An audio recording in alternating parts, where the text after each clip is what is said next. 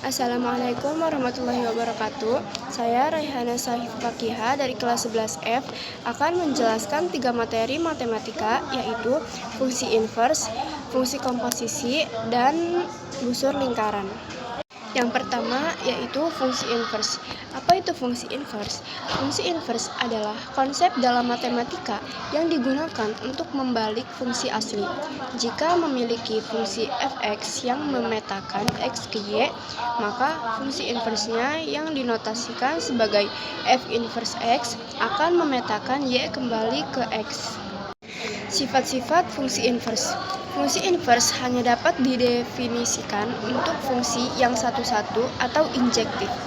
Artinya, setiap nilai output harus memiliki nilai input yang unik. Grafik fungsi inverse adalah refleksi dari grafik fungsi asli terhadap garis y sama dengan x. Syarat-syarat sebuah fungsi memiliki inverse. Sebuah fungsi harus bersifat satu-satu atau injektif untuk memiliki inverse. Ciri-cirinya yaitu tidak ada dua nilai x berbeda yang memiliki nilai fungsi sama. Jika fa sama dengan fb, fa sama dengan fb, maka harus a sama dengan ba sama dengan b. Lulus uji garis horizontal. Pada grafik, setiap garis horizontal hanya memotong kurva satu kali. Jika fungsi tidak satu-satu, domainnya harus dibatasi agar menjadi satu-satu. Penerapan fungsi inverse. Fungsi inverse memiliki banyak penerapan dalam matematika dan ilmu pengetahuan, seperti 1. Menyelesaikan persamaan yang melibatkan fungsi. 2. Menghitung nilai asli dari suatu fungsi yang telah diubah. 3. Menganalisis hubungan antara variabel dalam suatu sistem. Selanjutnya yaitu konsep fungsi inverse. Fungsi itu menghubungkan dua hal atau himpunan. Yang bagian A disebut sebagai domain dan yang bagian B disebut kodomain. Yang A sebagai input dan yang B sebagai output. Misalnya, fungsinya kita kasih nama f. Jadi, fa sama dengan b, f inverse b sama dengan a. Mereka ini saling tukar. Selanjutnya kita masuk ke contoh soal, yaitu fx sama dengan 2x min 3, f inverse x sama dengan titik-titik, f inverse x sama dengan y sama dengan titik-titik. Di sini kita mau cari f inverse x. Caranya misalnya a, b, c, z atau y itu terserah, tapi di sini kita akan pakai yang y. Padahal yang kita punya itu f. Maka untuk memprosesnya harus lewat f. Dan hubungannya seperti f a sama dengan b, f inverse b sama dengan a. Antara f inverse dengan f itu input output ini saling tukar. Maka di sini y sama dengan x. Sekarang kita proses f-nya. Apa itu f? Dibacanya supaya mudah, f itu adalah 2 input kurang 3, cuma inputnya ini adalah y sama dengan y min 3. Ini adalah x selanjutnya. Karena kita mau mencari inverse x atau y, maka 3 dan 2 kita pindah ke ruas lainnya. Caranya dengan cara menambah semua ruas dengan 3. Berarti kan 3-nya ini hilang. Jadi x tambah 3, atau bisa pakai pindah ruas. Selanjutnya untuk mencari y, semua ruas dibagi menjadi 2. Bagi 2 tinggal y. Berarti x tambah 3 per 2. Dan y itu adalah f inverse x. Maka ketemulah f inverse x, yaitu x plus 3 per 2. Kita masuk ke materi yang kedua, yaitu fungsi komposisi. Fungsi komposisi adalah konsep dalam matematika yang digunakan untuk menggabungkan dua atau lebih fungsi menjadi satu fungsi baru.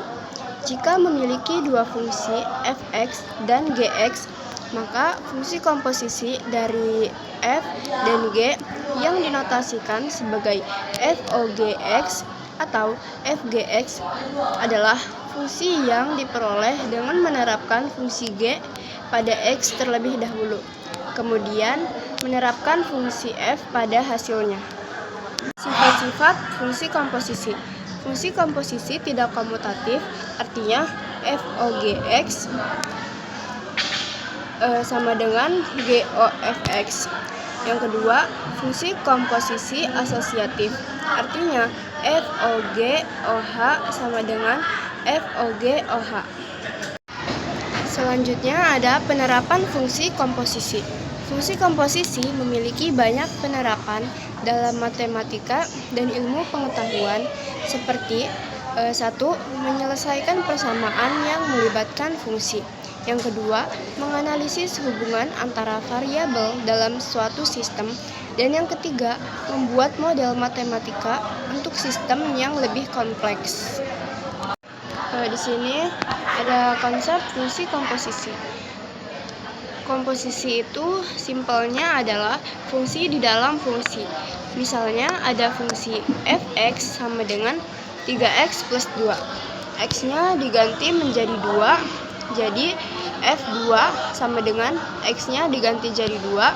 3 dikali plus 2, 3 dikali 2 itu ditambah 2, yaitu 3 kali 2 sama dengan 6, ditambah 2 jadi 8. Jika x-nya diganti menjadi a, maka x-nya tinggal diganti saja menjadi 3a plus 2.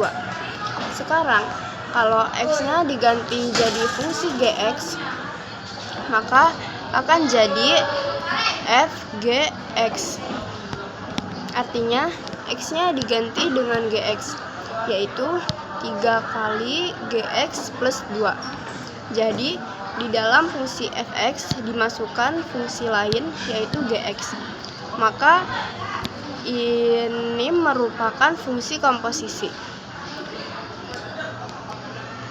Dalam fungsi komposisi, fgx ini bisa ditulis juga dengan diganti o, atau lingkaran menjadi fOGX. fOGX itu tidak sama dengan GOFX, jadi jangan sampai terbalik. Kalau fOGX artinya di fx itu diisi dengan gx, jadi isinya gx. Kalau GOFX, maka dari fungsi g ini diisi dengan fx. Kita langsung masuk ke contoh soal. Misalnya ada soal seperti ini, yang dua fungsi ini, yaitu fx sama dengan 3x min 5, gx sama dengan 2x plus 1. Yang ditanyakan itu fOGX dan juga GOFX.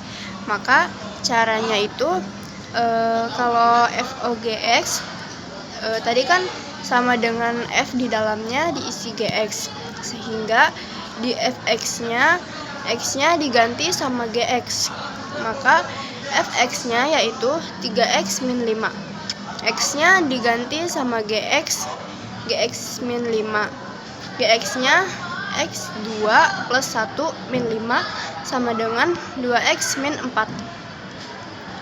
Dan kalau GOFX, maka di dalam gx diisi dengan fx, jadi gfx.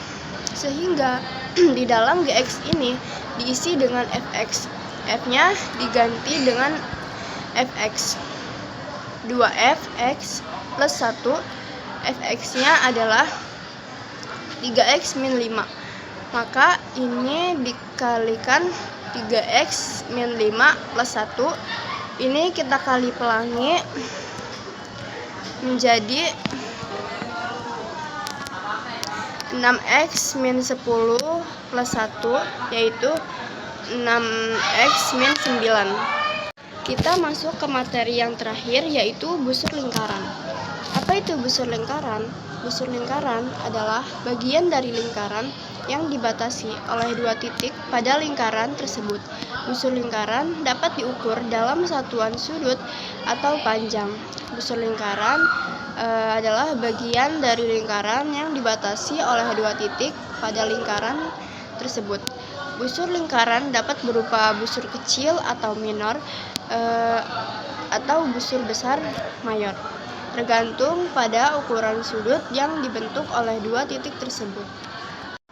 jenis-jenis busur lingkaran, yaitu ada busur kecil atau minor, itu busur yang ukurannya kurang dari setengah lingkaran.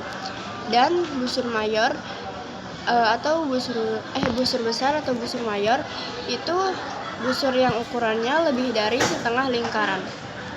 Penerapan busur lingkaran. Busur lingkaran memiliki banyak penerapan dalam matematika dan ilmu pengetahuan, seperti 1. Menghitung panjang lintasan yang dilalui oleh objek yang bergerak melengkung. Yang kedua, menghitung luas sektor lingkaran. Dan yang ketiga, membuat desain arsitektur dan teknik yang melibatkan bentuk lingkaran. Konsep busur lingkaran. Misalkan terdapat lingkaran O dan titik A dan titik B pada keliling lingkaran tersebut, maka garis lengkung AB merupakan busur lingkaran. AB juga dapat disinggungkan dengan AB dengan garis lengkung di atasnya. Nah, sekarang kita akan menentukan panjang busur lingkaran. Misalkan O merupakan titik pusat, maka OA dan OB merupakan jari-jari lingkaran, di mana sudut AOB membentuk sudut pusat dan misalkan sebagai alfa. Karena busur lingkaran terdapat pada keliling lingkaran, maka didapatkan perbandingan busur sudut AOB per 360 derajat sama dengan panjang busur AB dibagi dengan keliling lingkaran, sehingga diperoleh panjang busur AB sama dengan alfa per 360 derajat X dengan keliling lingkaran. Lalu kita masuk ke contoh soal busur lingkaran.